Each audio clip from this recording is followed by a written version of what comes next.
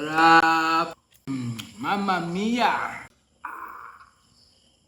So marami nagtatanong, ano daw ba ang sample meal ng isang shredded beef? Since late na ngayon at galing pa tayo sa trabaho, turo ko sa inyo ang pinakamabilis at pinakasimpleng high protein meal na pwede nyo gawin in just 10 minutes. Stay tuned pare kasi ituturo ko every step at every detail.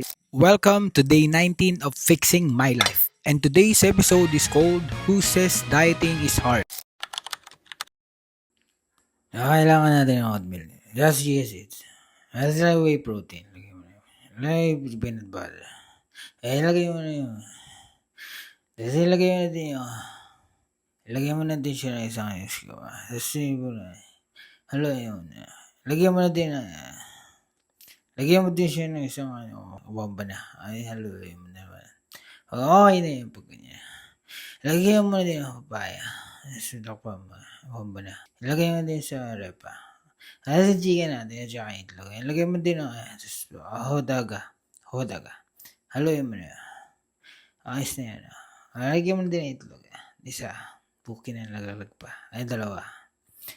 Apat na. Haluin mo na. Lagyan mo paminta. Haluin mo na. Yung bawang sibuyas. Haluin mo. Lagyan mo din ang chicken. Haluin lang. Lagyan ko din pala na tapos. Nahalo ko na din. Haluin mo. Okay na daw. Okay. Galing Sarap.